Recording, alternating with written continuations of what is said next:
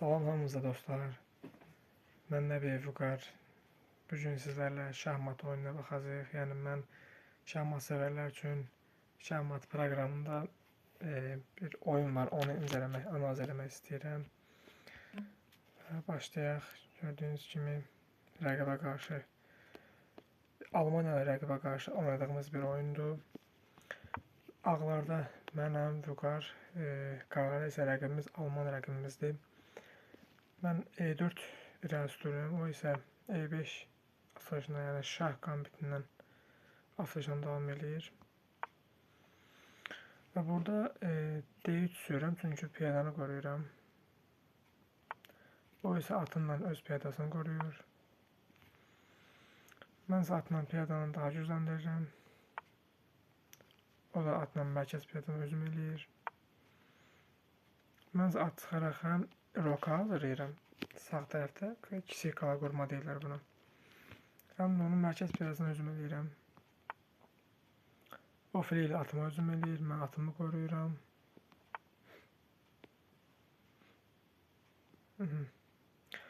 Atları dəyişmək istəyir, mən atı dəyişməmişdən qabaq fil hücum eləyirəm. O atı dəyişir, mən isə vəzirlə götürürəm. Filləri dəyişirik. O kiçik qala qurdu. Mən kiçik qala qurmaq üçün fili E2 xanasına çıxardıram. Və mən kiçik qala qururam. Rəqib isə mərkəzə hücum eləyir. Mərkəzdə piyadanı dəyişirəm. O isə topla mərkəzə olan hücumunu artırır. Biz burada yenidən piyadaları dəyişirik və mən mərkəzə filmi qoyuram. Atını götürək, əslində onun topunu qorumaqdan artıq topunu qoruyan atını götürürəm və topu müdafiə sıxılayır və topunu götürürəm.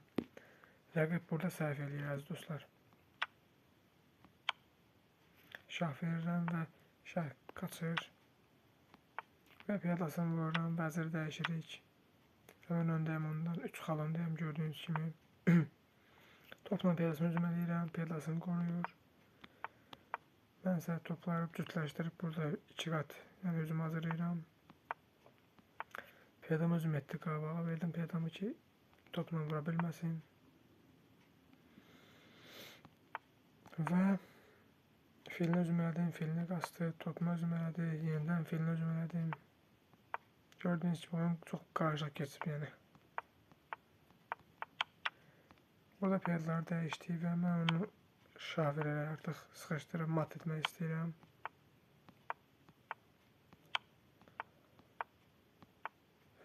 Rəqibin şahı çox çətin vəziyyətdədir.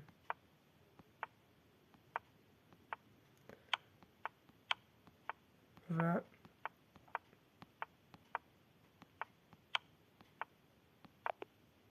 burada rəqibi artıq mat elan edirəm, əziz dostlar. Sağ olun. YouTube kanalıma abunə olmağı və like etməyi unutmayın.